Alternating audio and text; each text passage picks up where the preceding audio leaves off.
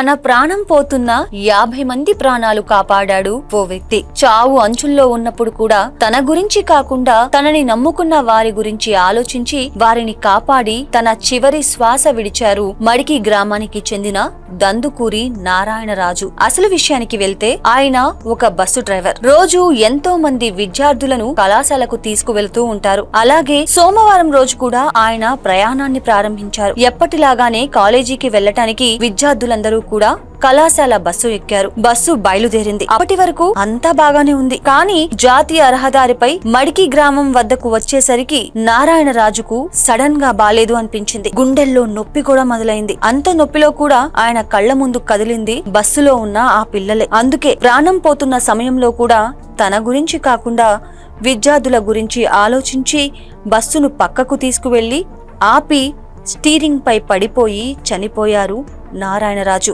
Bus ఆగటంతో ఏం జరిగిందో చూడటానికి డ్రైవర్ వద్దకు వచ్చిన విద్యార్థులు నారాయణరాజును కాపాడటానికి తమ వంతు ప్రయత్నం చేశారు. కానీ అప్పటికే ఆయన చనిపోయారు. దీంతో విద్యార్థులంతా శోకసంద్రంలో మునిగిపోయారు. ప్రాణాపాయ స్థితిలో ఉండి కూడా తమ గురించి ఆలోచించినందుకు ఆయనకు ఏ విధంగా థ్యాంక్స్ చెప్పినా తక్కువే అని అంటున్నారు విద్యార్థులు. ఇది చూసిన నెటిజన్లు పేరుకు తగ్గట్టు ఆయన నిజంగానే రాజు, అందుకే తన ప్రాణాల కన్నా తనని నమ్ముకున్న వారి ప్రాణాలను కాపాడటానికి పరితపించారు, హ్యాట్స్ ఆఫ్ సార్ అంటూ కీర్తిస్తున్నారు.